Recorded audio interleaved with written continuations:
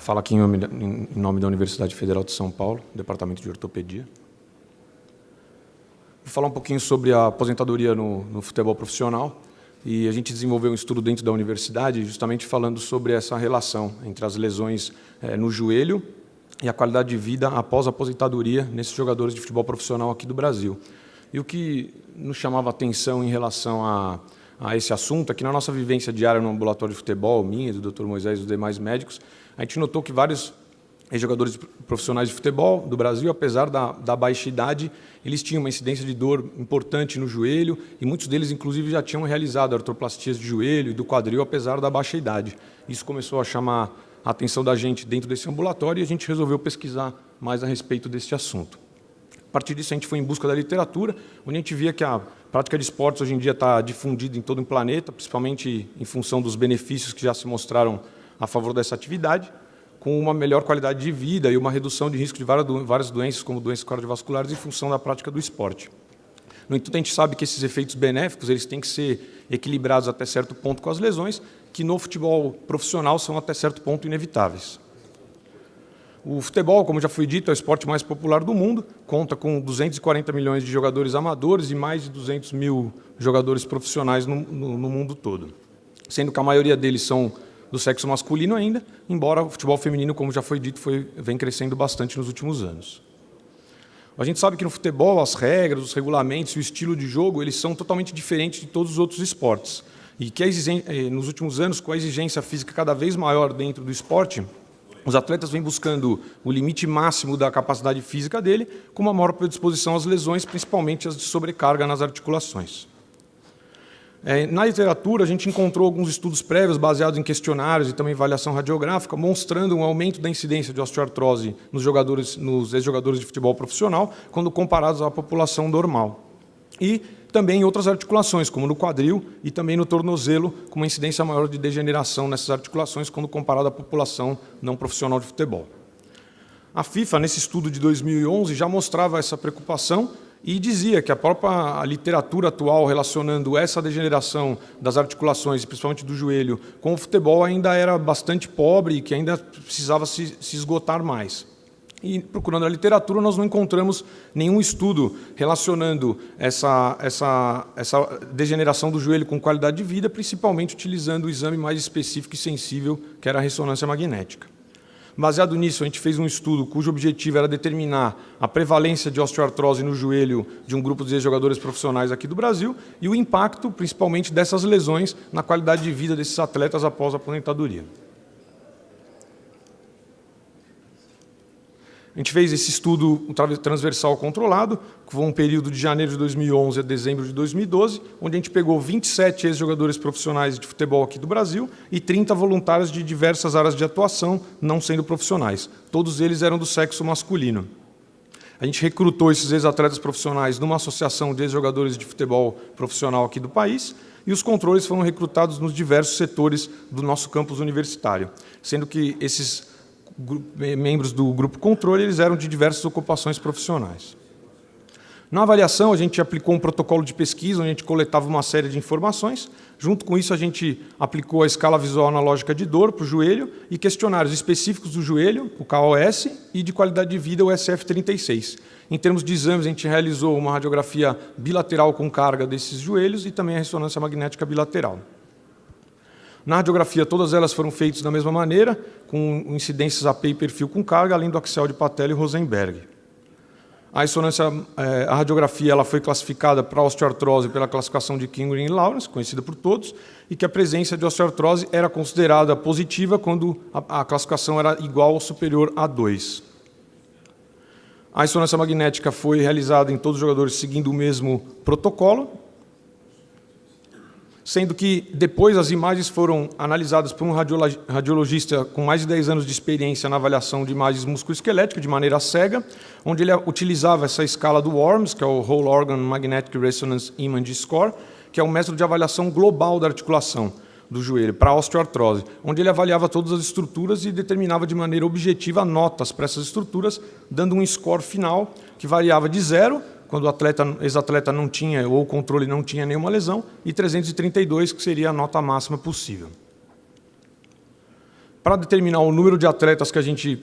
ex-atletas que a gente colocaria no grupo e o número de controles, a gente realizou um cálculo amostral, através de um estudo piloto prévio, onde a gente determinou com 80% de poder e 95% de intervalo de confiança, que necessitariam de 27 indivíduos em cada grupo para a gente ter uma significância estatística. Nos resultados, comparando os grupos, a gente chegou à conclusão que os grupos eram homogêneos, já que a idade, o peso, a altura e também o alinhamento dos membros e o número de cirurgias prévias em ambos os grupos ele era semelhante, não havia diferença estatística.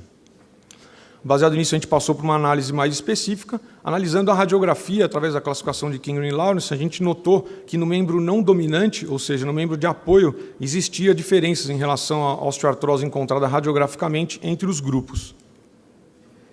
Já na classificação, quando analisado o membro dominante, a gente não encontrava diferenças, o que a gente considerou até um pouquinho estranho, porque esse, na verdade, era o membro dominante do atleta. Na radiografia, a gente não encontrou nenhuma diferença entre os grupos controle de ex-jogadores. Em relação à aplicação do questionário da qualidade de vida, utilizando as 8 subescalas, a gente encontrou diferenças significativas entre o grupo controle e o grupo dos ex-jogadores somente nos aspectos físicos, onde os ex-jogadores de futebol apresentavam uma piora nos scores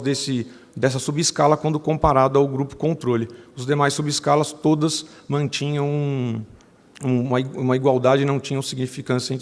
comparando o grupo controle de ex-jogadores. Quando falando mais especificamente do joelho, na escala do KOS, que são 5 subescalas, aí sim nós já encontramos maiores diferenças entre o grupo dos ex-jogadores profissionais de futebol e do grupo controle, onde em dor, sintomas e qualidade de vida relacionada ao joelho, a gente encontrou diferença com o grupo dos ex-jogadores de futebol profissional apresentando mais dor, mais sintomas e pior qualidade de vida relacionada ao joelho quando comparado à população normal. Quando comparado à escala visual analógica da dor específica para o joelho, também foi encontrada diferença entre esses grupos, com os ex-jogadores de futebol apresentando mais dor. Aqui, já fazendo uma análise das ressonâncias magnéticas, utilizando a escala do Worms, a gente encontrou uma diferença significativa no membro dominante, analisando as duas imagens. Aqui a gente consegue ver no gráfico, em vermelho, os ex-jogadores de futebol e o grupo controle em azul. A gente vê que em todas as subescalas, tanto na parte medial como lateral do joelho, na articulação patelofemoral, cartilagem, osteófitos e também no total, a gente encontrou diferenças importantes nessas articulações, tanto no grupo do controle como dos ex-jogadores, mas com os ex-jogadores apresentando um score bem aumentado. E no membro não dominante também foi encontrada essa mesma diferença quando comparado o grupo controle com os ex-jogadores, e aí a gente acabou inferindo que na ressonância magnética, por ser um exame talvez mais sensível e específico que a radiografia, a gente tem encontrado diferenças em ambos os membros, não dominante e dominante, enquanto que na radiografia convencional a gente encontrou apenas no membro não dominante. Isso também nos chamou bastante atenção, por ser um exame mais sofisticado que nem sempre é solicitado. Então, baseado em todos esses resultados, a gente chegou à conclusão que, através da avaliação clínica e radiológica, esses jogadores profissionais de futebol do Brasil tinham uma pior qualidade de vida relacionada ao joelho quando comparado com o grupo controle, apresentando mais dor e mais sintomas, e também uma pior qualidade de vida relacionada ao joelho especificamente. Quando falando respectivamente das imagens, a gente encontrou mais alterações radiográficas e também na ressonância magnética no joelho dos ex-jogadores profissionais, quando comparados a um grupo controle. E a prevalência de osteoartrose nos joelhos dos ex-jogadores profissionais encontrada nesse estudo foi bastante elevada, em torno de 66%. Talvez porque esse número seja ainda bastante elevado por fato desses jogadores serem jogadores mais antigos e que tinham talvez tratamentos preventivos, tratamentos também fisioterápicos e cirúrgicos menos evoluídos que a gente tem hoje. A gente espera que nos próximos estudos realizados com essa geração atual, a gente, com toda essa ciência que vem desenvolvendo de prevenção, de métodos cirúrgicos e também fisioterápicos de tratamento, que a gente consiga ter uma evolução e uma melhora desses índices, até porque esses números são até certo ponto alarmantes, pensando na população aqui em torno do mundo todo que pratica esse esporte. Aqui a gente mostra um dos participantes que participaram do estudo, atualmente, depois de aposentado, jogando showball, fazendo aí um belo gol, a gente vê que mais pesado, não com a mesma elasticidade, a mesma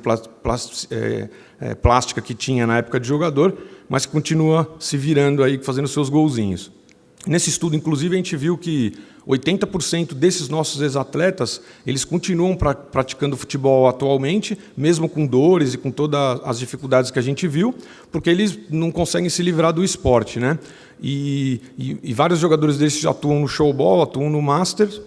e também nos clubes, né? E continuam desempenhando, muitos deles com dor importante no joelho após a prática, mas eles realmente não conseguem parar de jogar. Isso, inclusive, levou um ex-atleta brasileiro, Falcão, a dizer que o jogador de futebol ele é o único que morre 2 vezes, né? Ele morre a primeira vez quando ele para de jogar futebol e a segunda vez quando ele morre efetivamente. Muito obrigado.